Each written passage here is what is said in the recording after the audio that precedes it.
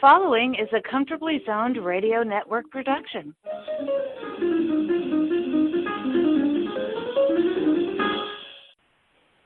Thank you, Tally Olson. We are back. Vintage Sports in the Zone.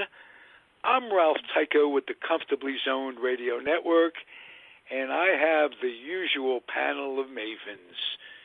George Case III, how are you, sir? Just fine, thank you. Good. Alan Blumkin. Hello there, everybody. Hello, Alan. And Hal Bock. Hi, I'm here. Of the Associated Press fame. How you doing, Hal? I'm good. Good. Our leader tonight, David Hubler, author of The Gnats and the Greys.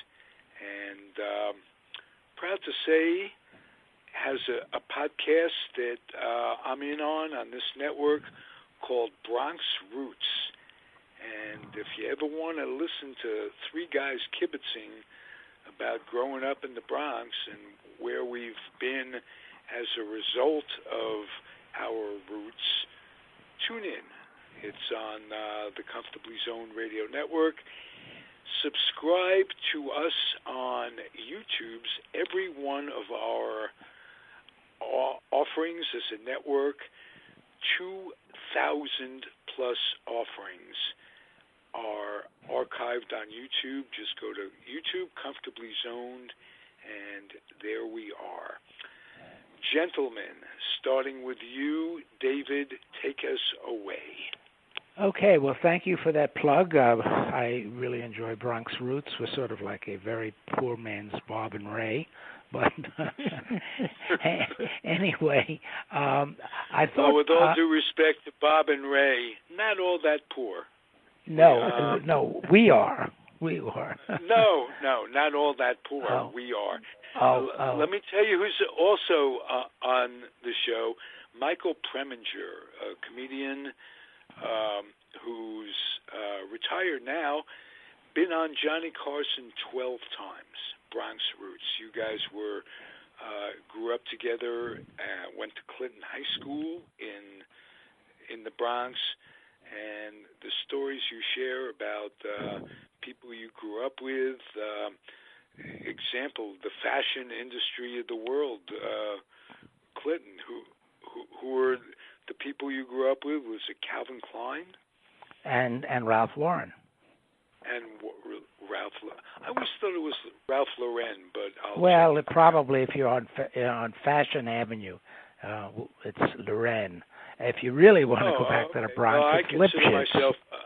I consider myself on Fashion Avenue wherever I go. Then it's I am Lauren. color coordinated, if nothing else. David, have a wonderful show. Okay, thank you. Next week, the National Baseball Hall of Fame's 16-member Modern Era Committee will meet, and there's a very interesting article in today's Washington Post about the headlines, quote, the Bush League treatment of Marvin Miller. And the tenet of the article is that he's long overdue for induction into the Hall of Fame. So I thought, Hal, you'd start off, fill us in what you think. The premise of the article is that the baseball owners throughout the years have kept him out of the Hall of Fame because of his work to do away with the literally slave labor that the players had under the old regime. And of course, salaries went up dramatically under his reign. So, there's no question in my mind that one of the popular words in politics today, collusion, has kept Marvin Miller out of the Hall of Fame. The owners were not very favorably inclined to Marvin because he was a trailblazer and he led the players into the 20th century in terms of treatment. Because before he came along, there were like 19th century players who were making next to nothing, and grateful for it. But Marvin changed all that. Marvin was instrumental in the introduction of free agency because he reasoned that anybody can work for a job. You can move from job to job, from employer to employer, except if you play in baseball.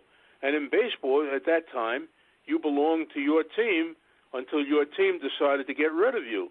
And there was something inherent. Marvin saw something inherently wrong with that when you were talking about America. And he was instrumental, more than instrumental. I mean, he was the centerpiece of introducing free agency and improved contracts to Major League Baseball. And as a result, the owners weren't big fans of Marvin Miller.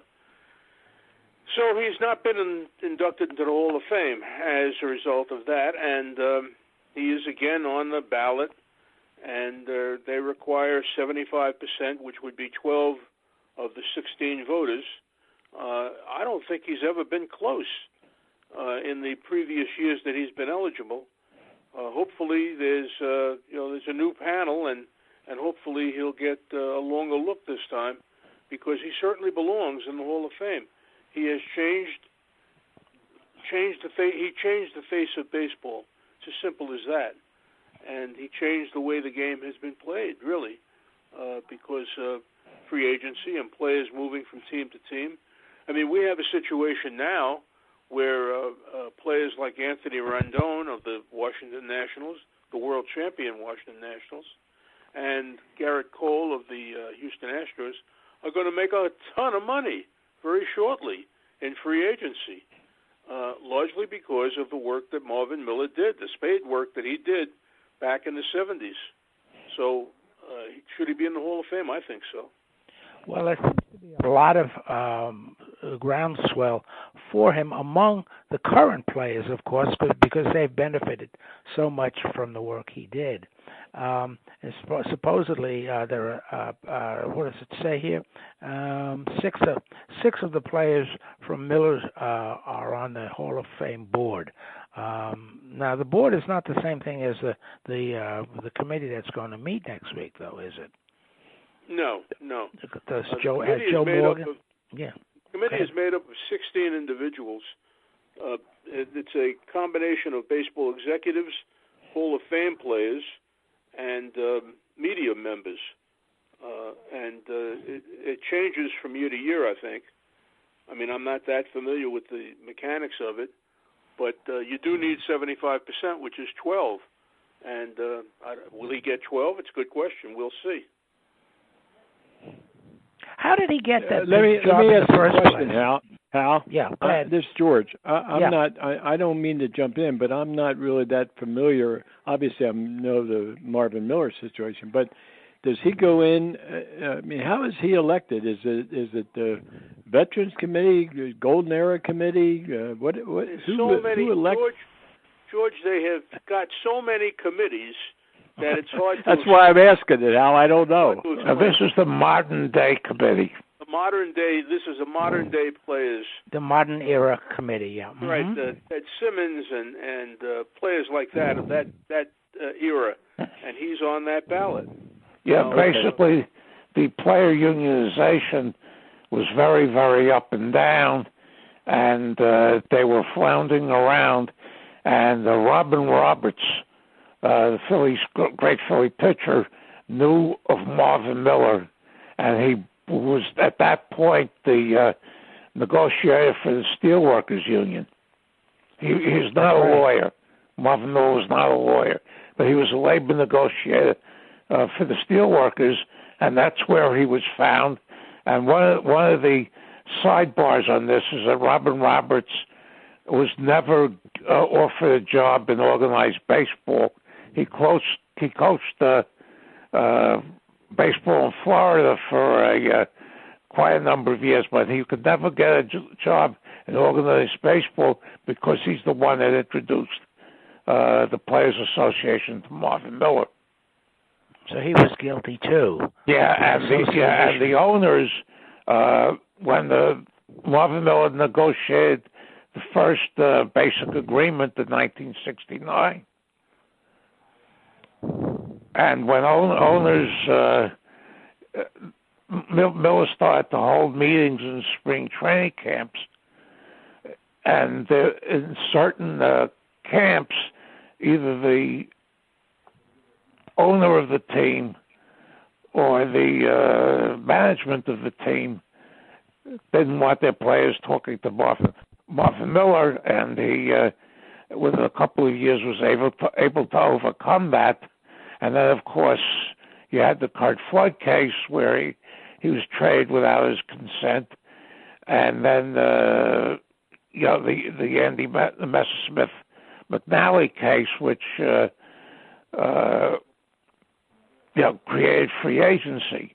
After playing out your option for 1 year, they mentioned that the option clause ruled that the option clause was for 1 year and 1 year only.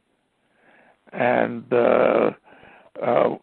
what happened there is that the owners, when the Messersmith case was ruled on,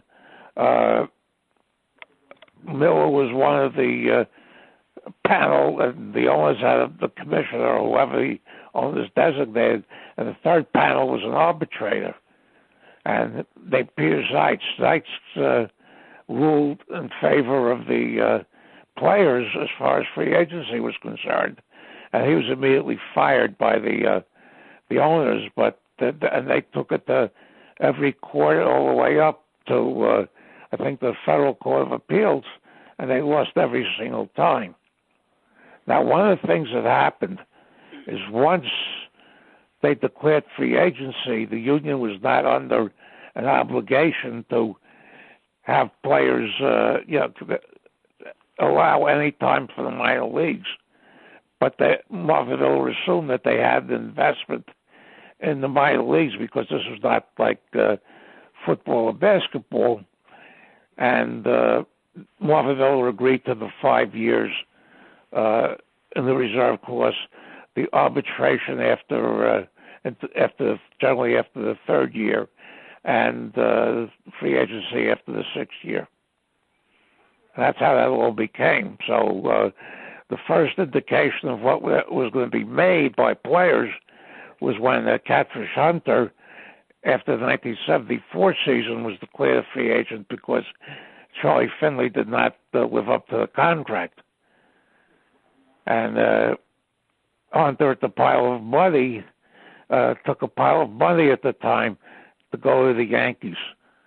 And then when the first class, after the 1976 season, first class of free agency, Reggie Jackson was given a contract with the Yankees, which was 3 or 4 more times more than any other player on the Yankees, and Munson was always promised that he'd be the highest paid Yankee. The Yankees were coming in a payoff, a pennant win, so one after the other they went in and says, if you're paying this guy $600,000, if you don't pay me X amount when my contract is up, I'm leaving. So the power shifted basically from the owners to the players, and in my opinion, it's too much because not for the superstars.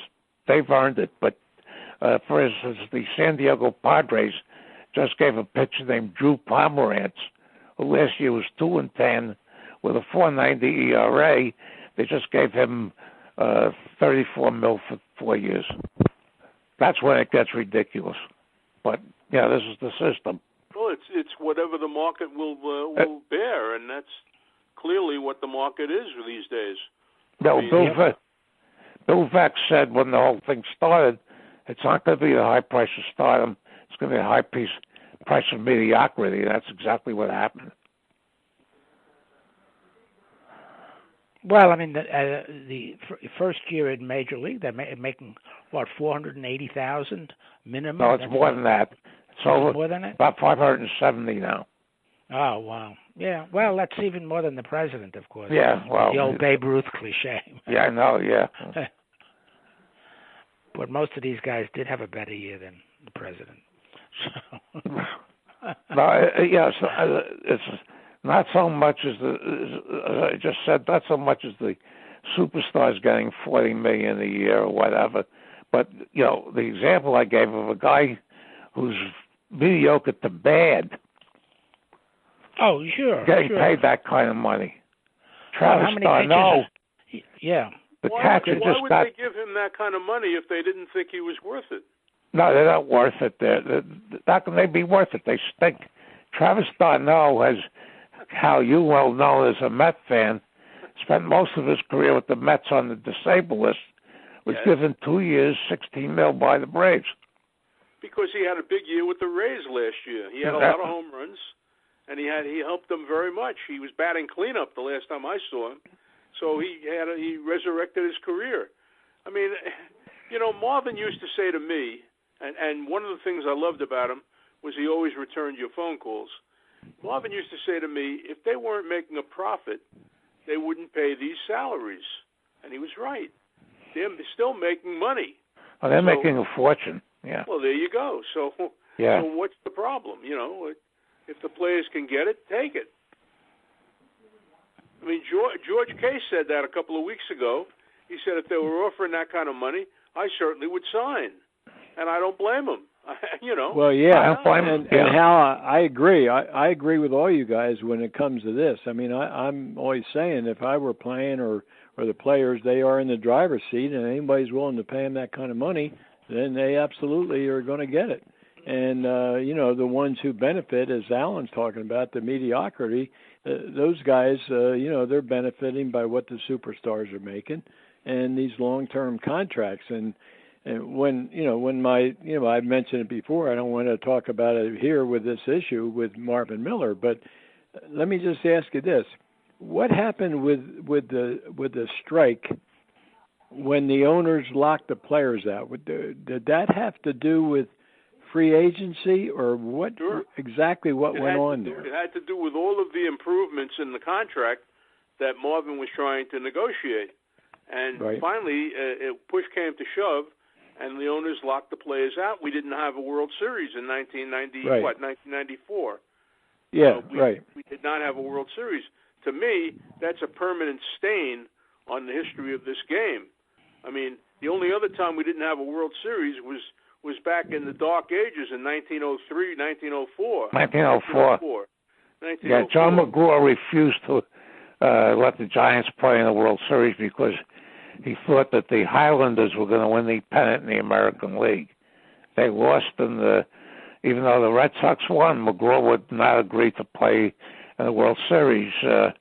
And after there was so much stink after that John Brush, the owner of the Giants at the time, wrote a series of rules for the World Series, most of which is still in place today. Well, part of it, too, is that he didn't want to give any recognition to this upstart league. Oh, yeah. Exactly. The American League was an upstart league, and McGraw was not going to give them any credit for anything. So, right, same thing happened with the NFL. That doesn't have anything to do with Marvin Miller. No. Marvin Miller was negotiating for the players in the 1970s, 80s, and 90s, and he was negotiating good working conditions, and the owners were unhappy about that. And so wasn't they finally banded together. Wasn't Donald Fear running the Players Union by then? I'm sorry, what? Donald Fear, wasn't he running the Players Union by 1994? No. The negotiator what happened was that the Federal Conciliation Service was brought in to try to negotiate a contract, and the guy from the Federal Service, who was the chief negotiator, became the head of the Players Union, and that was a disaster. I can't remember his name, but that was a disaster, and that lasted about a year or two. And then Donald Fear did a palace coup, and he took over and got the Players Union back on the right path. But I believe that the owners tried to break the union in 1994, and that's why we didn't have a World Series. That's why we had replacement players in spring training, and the turning point came when Justice Sonia Sotomayor, if I can't pronounce her name, who's now a Supreme Court justice, ordered the players back to the camps and back to Major League Baseball. And that was a turning point for her as well, because she became very well known, and shortly thereafter was nominated for the Supreme Court. So and she was a big baseball fan too, actually. Yes, a big baseball fan. So that's where we're at. And Marvin was retired. He retired in the early '90s, I guess, maybe the '80s, and he's now passed away, so he can't smell the roses anymore, and that's sad, because he was a terrific guy, just a real gentleman and a smart guy, and made the owners crazy, and that's why he's not in the Hall of Fame. Now, will that change this week? I don't know, maybe. We have a lot of new owners in the game, and on that panel. We have a lot of different players and different Hall of Famers, so it could change. But the union is very bitter about the fact that Marvin has been kept out all these years. Most of the owners in '94 were the same ones when they had the collusion in the late '80s. Yeah, that's true. They stifled free agency. That's right. Well, a lot of people will tell you that they've stifled free agency in the last couple of years. Wow. Last year the signings were very, very late. Don't forget the pitcher that wound up with Atlanta, Dallas Keuchel, right? Yeah. He didn't sign until June.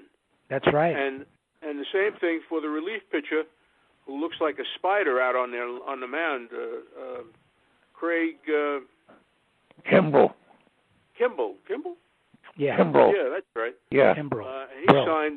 He signed late, I guess, with the Cubs, but he didn't sign until mid-season. So you would have to say that there was some funny business going on there in terms of not offering contracts to high-profile free agents. I remember in 1976, I think Alan mentioned the '76 free agency.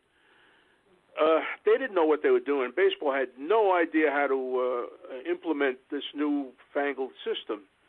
So they rented the Plaza Hotel, a room in the Plaza Hotel, ballroom, and they were going to conduct a free agent draft. Players were going to be drafted by teams who would then negotiate with them.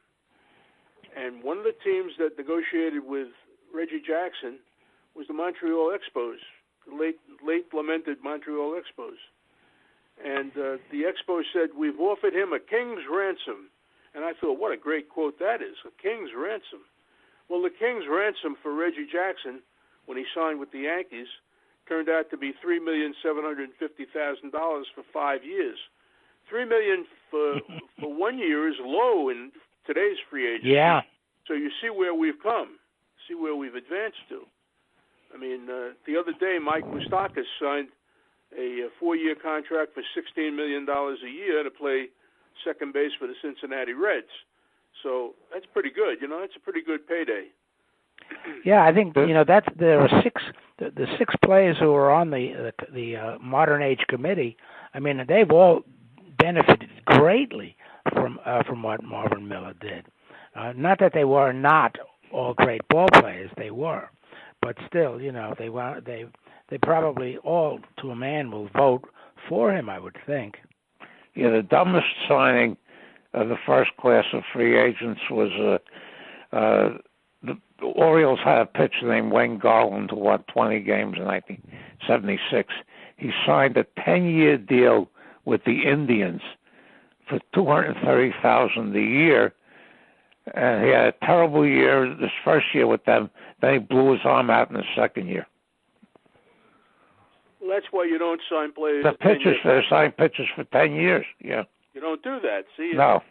If you're smart, you don't give a long-term contract to a guy who's throwing a ball and could blow his arm out at any one time, at any moment.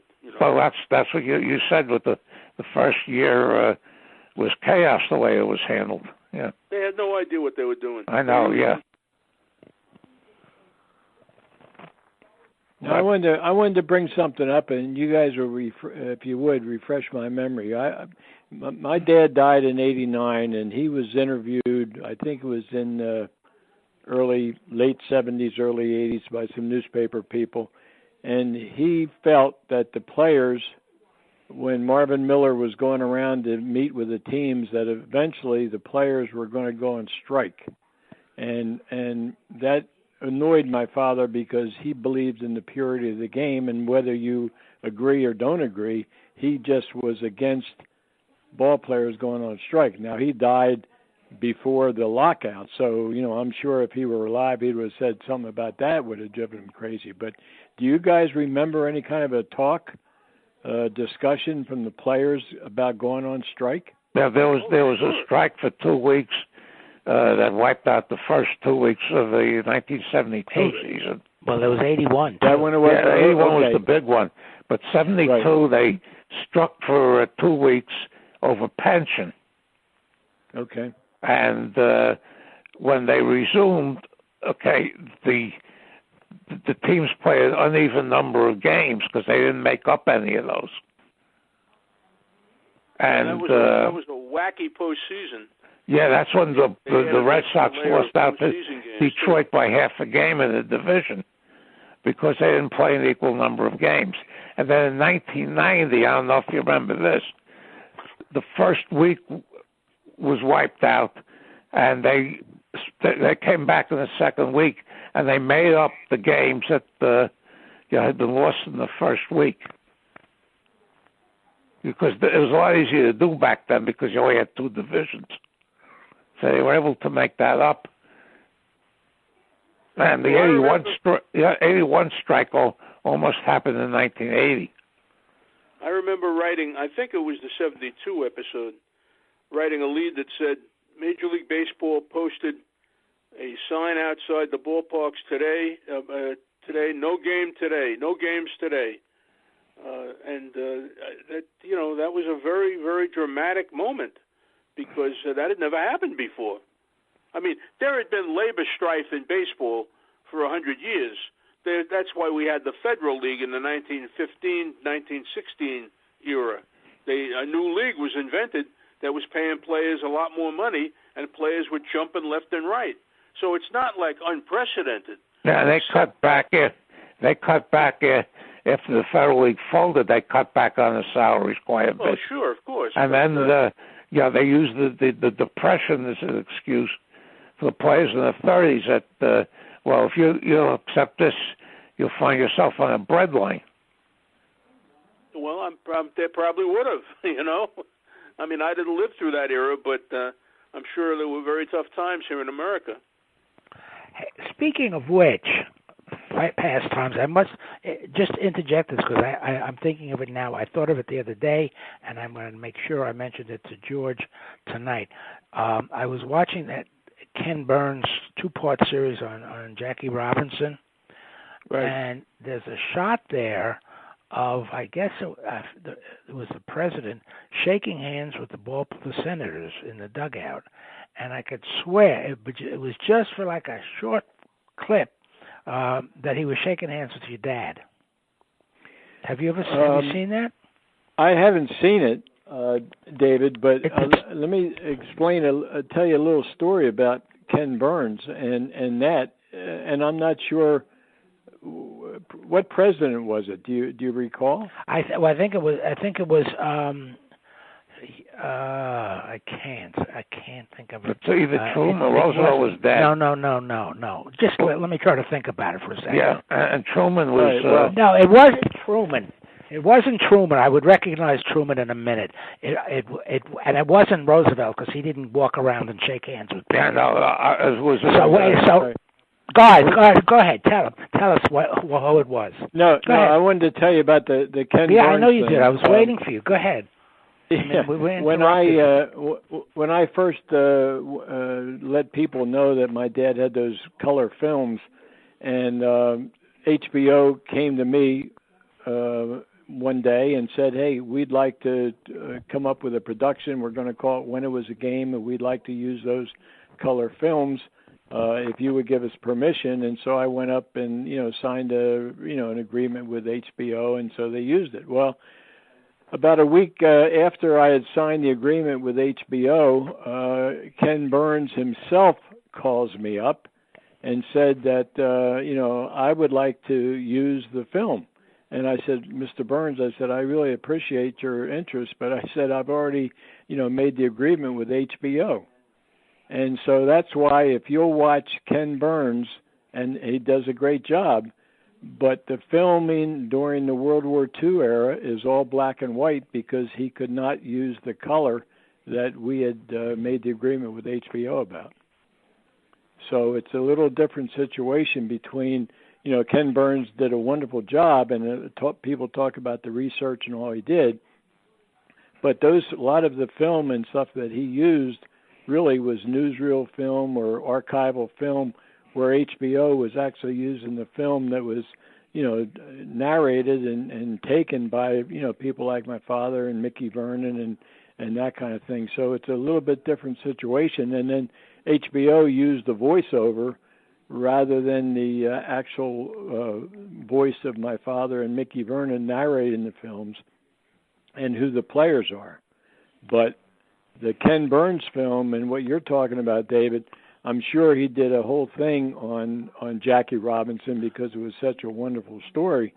But that era from the late 30s to the early 40s, he had to rely pretty much on newsreel film. Right. This was a special. It was just shown on the other night on ESPN, I think. MLB Network. Right. And they President was probably Eisenhower. Yeah, if it was Eisenhower, that would have been my dad, because my dad retired in 47 and Eisenhower, 53. That's who it was. It was Eisenhower, absolutely. Yeah. And I was just watching to see, and sure enough, it sure looked like your dad, but it was such a quick shot that they went on to something else afterwards. But if you get a chance to see it, watch the Eisenhower segment.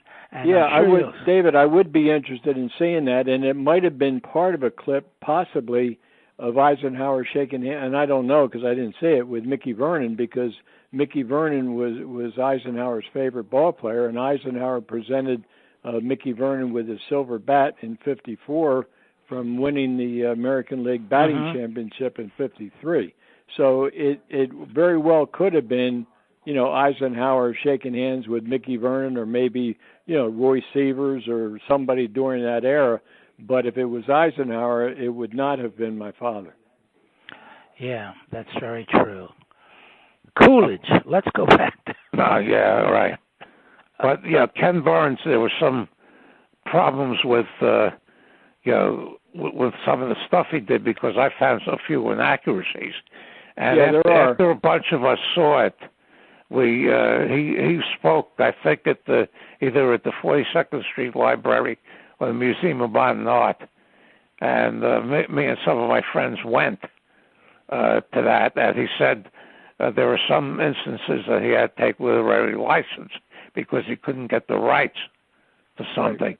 Because the one noticeable one for me was when he was doing a montage on Roger Maris's 61 home runs in 1961, and one of the ones in the montage was a home run he hit in the World Series, because Frank Robinson, playing left field, he turned his back. This is in Crossley, and you see the number 20, which is Frank Robinson. So he used the World Series home run as part of the montage.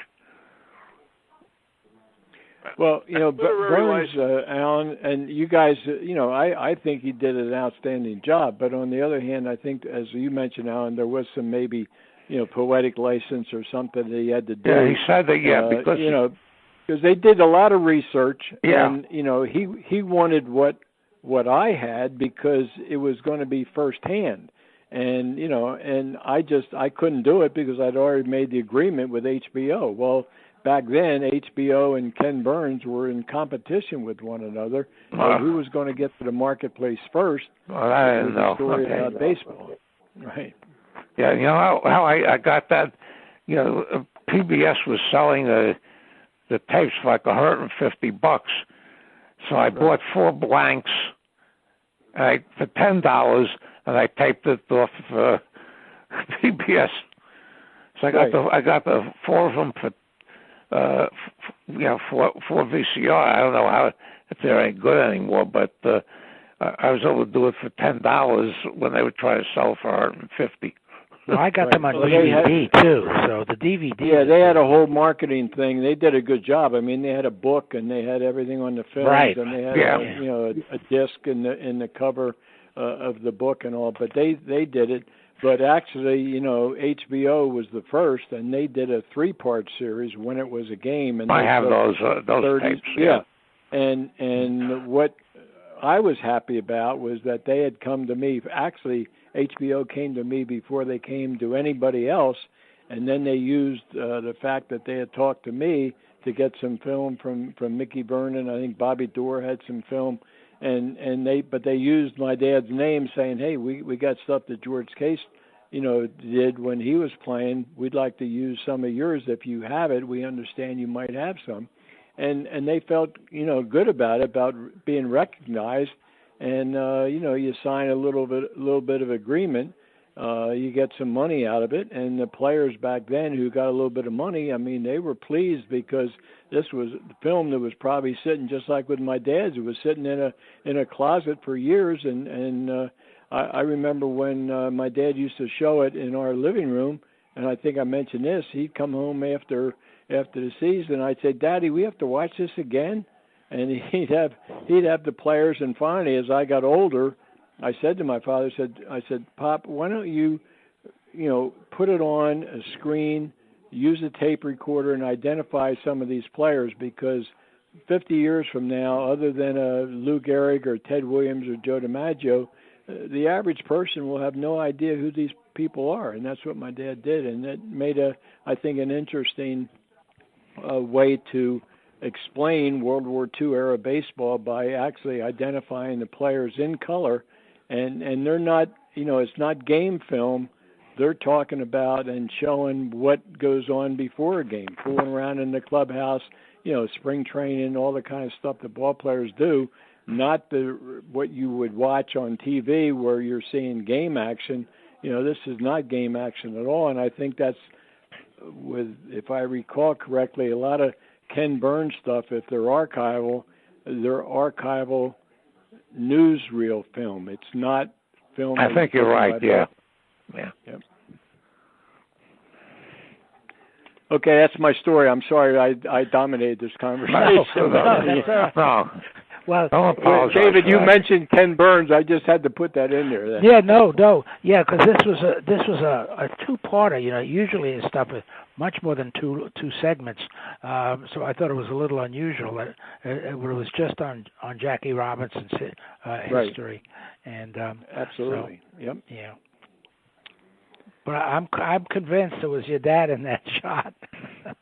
Well, David, it very well could have been, because he did meet with Eisenhower. He went to a luncheon. He met with Eisenhower in 1946. I've got a photograph of my dad being congratulated by Eisenhower after he beat Gil Cohen in a 100-yard dash at Griffith Stadium. Eisenhower had just come back from Europe, general of the Army, and I've got him. The photograph is my father and Eisenhower shaking hands. And then a couple years later, I was in school. I think I was like in 9th or 10th grade, and I came home to get the mail, and all of a sudden I see this envelope, and it's got in gold embossed. It says the White House. So I go running into my parents' house. I said, "Pop," I said, you got a letter, you got an invitation from the White House."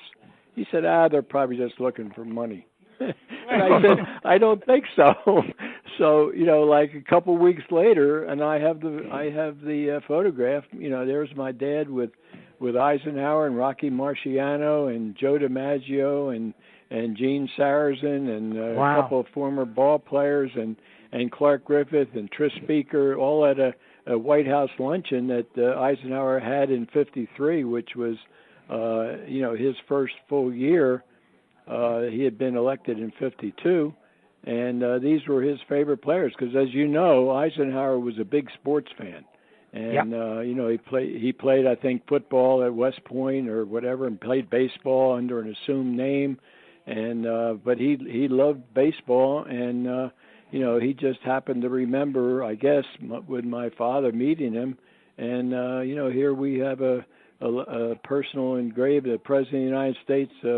would love to have your company at a luncheon on whatever the date it was, and that was what it was. So that's David, I don't doubt that it was possibly my father, but I just don't think it would have been in the dugout, because I know, my dad wouldn't have even been in the dugout. He was coaching baseball at the time at Rutgers. Speaking of which, I'd like to ask the alum, the Rutgers alum, how he feels about the new football coach, football coach. Well, we're talking baseball here, guys, but I can only tell you something. Last week, Rutgers apparently, or Schiano, has probably a ploy on his part, and I congratulate him for doing it, said that, he wasn't going to pursue it anymore. They offered him $32 million, and what he wanted was his own private jet to get around. He said, if Nick Saban has a jet, I want a jet. And then Rutgers all of a sudden said, well, forget about it. We're not going to do it. Well, now, a week later, the big news just Sunday, I guess, was Schiano just signed a contract, so he's going to be the new football coach at Rutgers for $32 million. And I'm sure the alumni and the fans are going to be very excited, because he led Rutgers to some of their best years in football, and he's now taken over a program that is just couldn't probably be any lower, and he's going to rebuild it, and probably will be able to do it if he can have some of the demands that he wants as far as upgrading facilities and recruiting budgets and salaries and all that kind of stuff for his coaches staff. I think Rutgers a couple of years from now will do well. Isn't that obscene? $32 million for a football coach at any university? At any university. David, that's $32 million for 4 years. So that's $8 million a year. No, it's $32 for 8. $32 million for 8 years. 4 years. Or 8 years, rather. Four, I'm sorry, you're right, Alan. But a guy like Nick Saban or some of these Big Ten coaches, they're making 10, 12, 15 million a year. And they're making a heck of a lot more money than probably the entire faculty together. Yeah. They're paying a football coach. That's right. That's the way sports are. I mean, I know. You attach your star to the wagon, and you look at the Big Ten and what these guys are making, or the ACC or the SEC. Schools really market the school based upon the success of the football or basketball program. That's how they get the notoriety and the publicity and the attraction. It's been proven, you get a winning record or a national championship in a certain sport, and all of a sudden the admissions, the interest in that school skyrockets. Sure it does, of course. If you want to play in the NFL, you go to Alabama. Well, yeah, if you want to play in the NFL, but how many, Alan? How many players in college football? Just like baseball, how many guys? The universe is so small, and a guy is better off to get a good education, or if he's a good player but not a great player, go to a smaller school where he has the opportunity to play. Yeah, but the big powerhouses are always after players who basically will wind up playing professional football. Yeah, a lot of Alabama has a ton of players in the NFL right now. Right. To bring this conversation full circle, in 1965 or maybe 66, I'm not sure, the New York Jets were under new ownership, a guy named Sonny Werblin, and he was a showman, and he knew that New York needed a high-profile player, and a fancy contract would identify that player. And so he signed Joe Namath for $425,000. It was unheard of. $425,000. The top salary was $100,000. Mickey Mantle made $100,000. Joe DiMaggio made $100,000. And now they were signing this kid for $425,000. And that's where it started. And from there, you had Marvin Miller in 1969 saying, well, you are in the dark ages in the terms of salary. We have to get you modernized. And so Marvin Miller was a trailblazer in baseball.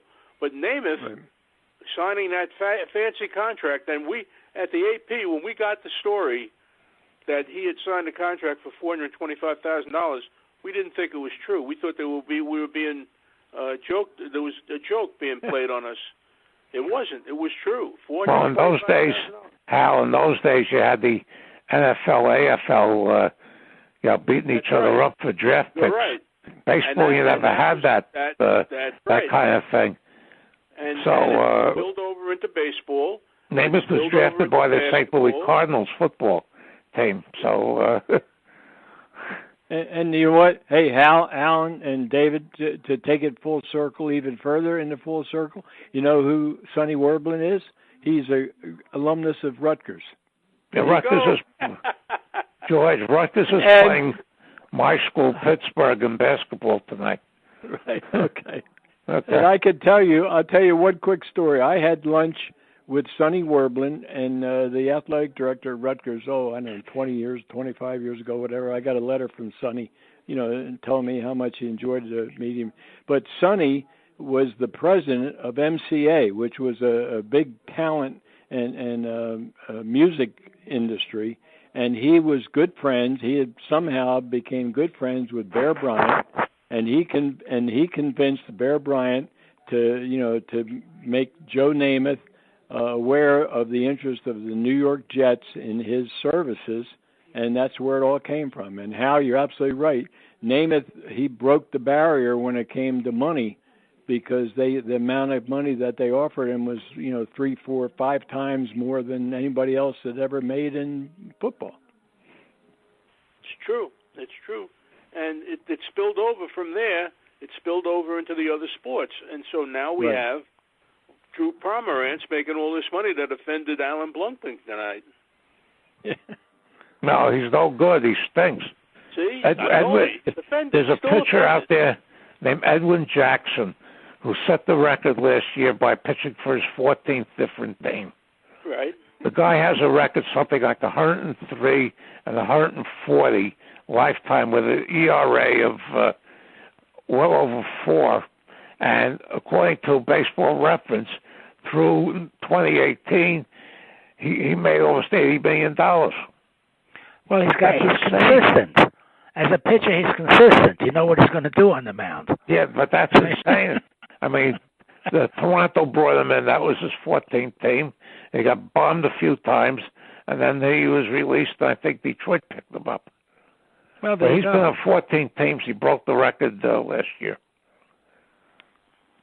It's just. Hey, I wanted to mention something to you guys before we quit. And David, I think we were going to talk a little bit about, and we touched a little bit about owners.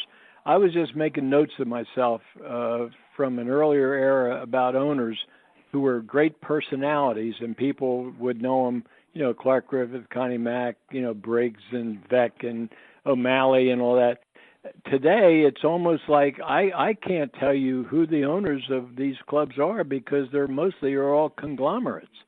The one owner that I did read about, and now he's in a little bit of hot water because of the Houston thing, is this guy who's the what's his name?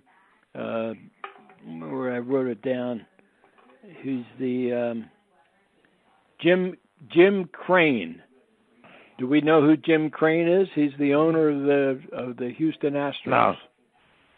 And they're having their meeting. The owners' meeting is going on in Arlington, Texas, and the press try to talk to Crane about the Astros sign stealing stuff, and the cops will not let the press go anywhere near Crane. And Crane said, "If you want to talk to me about baseball, I'll talk about baseball. Anything else, I'm not going to talk to you guys." So it never got into the sign-stealing situation. Now, one of the owners' names I know is Jerry Reinsdorf, who owns the White Sox, because he was the one that pushed the committee last year to vote Harold Baines in, who has as much business being in there as I do. Tony La Russa. Yeah, well, yeah, La Russa was the manager, and Reinsdorf was the owner. They were on that committee. And I just said Baines has much business having a plaque there as I do. Oh, you have better business having a plaque there, Alan. Yeah. I'll back you. I'll back your nomination anytime. Well, David, that was a good subject. I didn't mean to jump in there, but I was just thinking about owners and how all of us can probably name, a lot of those early owners, but I have a real difficult time naming baseball team owners today. I really do. Oh, I know. I'm in the same boat, George. Yep. I mean, I know the Wilpons own the Mets because, they're the Mets. Steinbrenners own the Yankees. But that's about it. Right. Yeah. Well, yeah, but it used to be where you had one guy you could name, and you could, mention somebody like a Walter O'Malley or Horace Stoneham or whatever it is, and Connie Mack, and they named the stadiums after themselves too. Yep. Hey, speaking of names, who can name the current world heavyweight champion of the world? It's a little redundant, but you get the point. There was a promo for a boxing match on pay-per-view that was supposedly for the World Heavyweight Championship. I didn't know either one of them. I never heard of either one of these guys. There was a funny thing happened to me sometime this past year. One of the guys on the Pittsburgh sports groups I'm on Facebook, a guy named Bob Spruill, put down this name and says, "Who is he?" And I put down, "He's the heavyweight champion." And he says, "You're right. How did you know that?" I said, "I saw it on the ESPN scroll a couple of days ago. That's the only way I know. I knew it." Do you remember what it was? No, it's not the same guy anymore. Oh, that's the problem. No, they were advertising it as a pay-per-view on ESPN the other day. Right. I don't pay attention. I used to like boxing, and I followed it, basically up through Muhammad Ali. But now, forget it. I couldn't. I haven't watched it in a long, long time. I mean, there was a time not too long ago, we can all remember, when just about anybody, who would stand erect, could name the heavyweight champion of the world. That's what Bob said. Bob said, in his post that this used to be one of the most recognizable people in sports, and now nobody knows. And another thing I don't like about ESPN is that they're in bed with the MMA. Oh, that's horrible. The mixed martial arts stuff, because they sponsor it, so they're constantly promoting it. Yeah, you know what, Alan? I see it advertised, but is that where they're punching each other out and then they kick each other? And they do all kinds of crazy I stuff? haven't decided whether it's one step above or below professional wrestling. I don't know, but I tell you what, I used to like to watch, Muhammad Ali and Joe Louis and Joe Frazier and all the guys you can name, but these guys today, and then you used to have on, I think it was Gillette sponsored Friday night fights, and they did all kinds of stuff, and then the World Championships. I mean, as you guys are talking about, I mean, you knew who the heavyweight championship or even the middleweight mate, who they were. But today, I couldn't tell you. I'm agreeing with you, Alan. I have no idea who these guys are. When I was 14 years old, I was supposed to go to bed like 9:30 or whatever, and Carmen Basilio and Sugar Ray Robinson were fighting in Chicago. It wasn't televised. It was only on the radio. So my parents went to bed. I snuck out and put the radio on. I listened to the whole thing for 15 rounds. And my mother knew I did that because when I heard the result in the morning, I didn't react. You already knew it, right? I already knew it, yeah. Yeah, I have a question. You did things like that back then for fights. Now, forget it.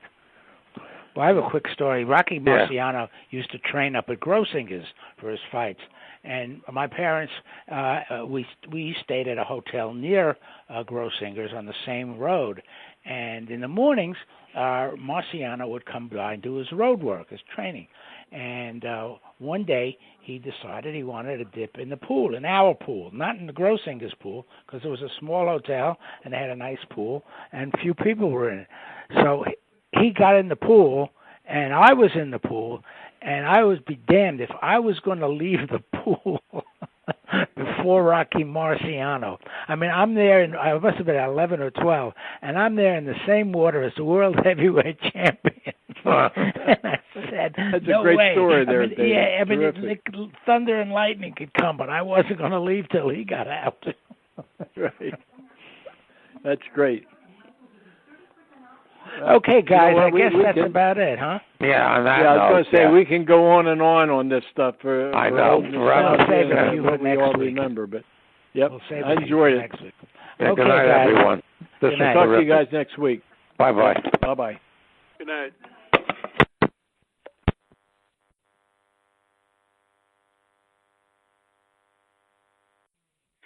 The proceeding has been a Comfortably Zoned network production.